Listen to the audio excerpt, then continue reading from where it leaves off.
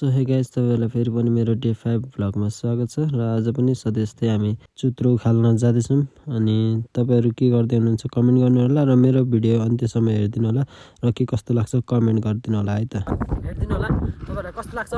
comment गर्दिनु होला है त हिजो यता उखालेको आज फेरि यो पाटामा हामी जाँदैछौँ उखाल्नलाई अघि बिहान रातिर उखालेको अघि बिहानतिर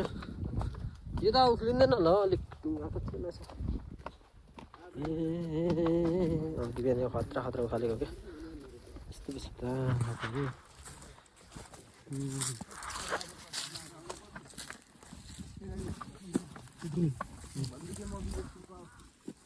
म चाहिँ कोसँग उखाल्नु को उखाल्नु हामी चाहिँ एकछिन न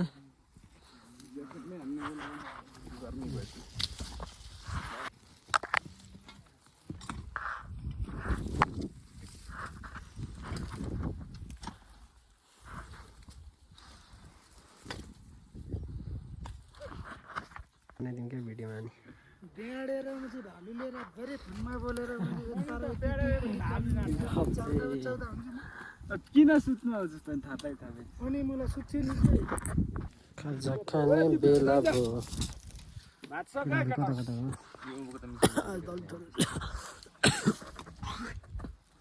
खोकी लागेर चिसो पानी खानु नि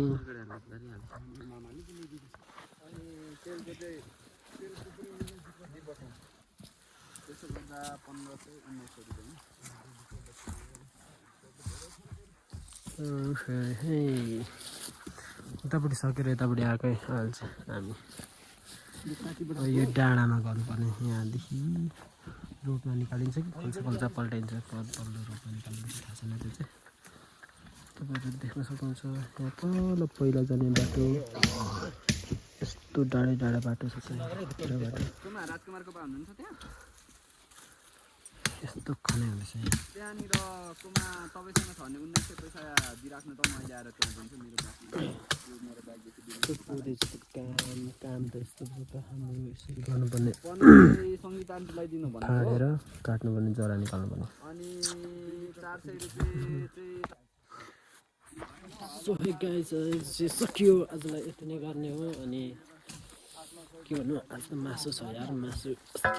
सुँगुरको मासु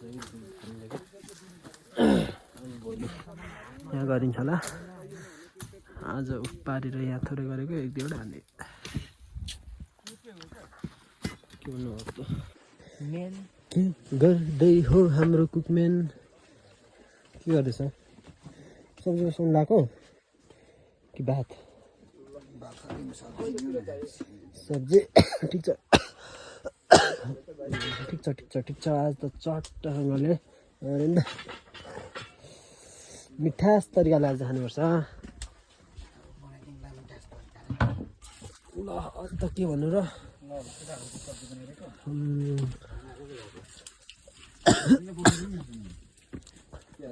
मेरो ब्लग यहाँनिर हुन्छ अब बाँकी ब्लग भोलि आउनेछ आजलाई यति नै thanks for watching bye bye लास्टमा